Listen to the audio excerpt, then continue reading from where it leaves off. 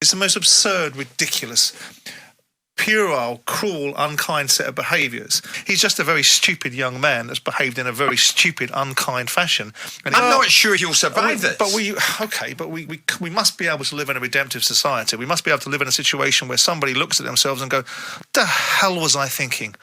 What was I doing? What was going on in my head that A, I would do such a thing, which is cruel, but B, I'd video it. So I've got no understanding of what I'm doing. There's no button in my mind that says, this is not very good, this isn't very clever, this is cruel. And then I've not registered that thought, I'm then going to video it. So you've got to look at the situation and go, okay, in isolation, take back the situation, pare it back for a moment and say, okay, does this get this guy sacked? Does this get this guy out of a contract? Does this get this guy absolutely ruined? Is it a sackable offence? Is it a sackable offence? Is it a sackable offence? Well, if you want to turn it into gross misconduct and bringing the club into disrepute and ultimately damaging the reputation of the club, which contractually you're not allowed to do, then if you wanted to make it a sacking offence, I think you'd have probably good grounds to do so.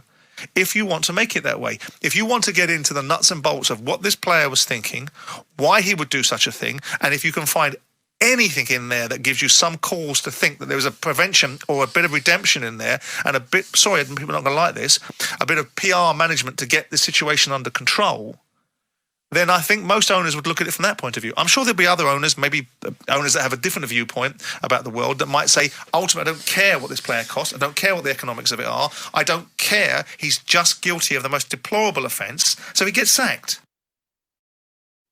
I walked in this morning, and obviously we've got the front pages at the bottom of on the ground floor, and I had to have a double take. I looked at it, you know, you just have a glance at it, and then you see the papers and you come up to the top floor, and then I looked at it again and I actually found myself reading it, and you know something, you're right, nothing should surprise us anymore, but that was actually sickening, because I come up and then one of the boys showed me the video. Now in normal circumstances, I'll be quite honest with you, I wouldn't have looked at the video because I just don't want to see things like that. However, due to the fact that we come on and we have to talk about these things, you've got to have a look at it.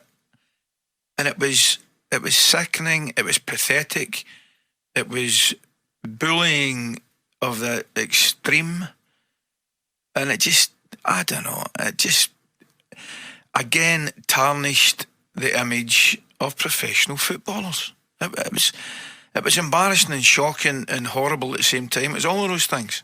I mean, and then to commit and do what he did is the most horrendous of crimes, right? However, to film it and then put it out, I mean, if you talk about gross stupidity, I don't know what level you're talking about there.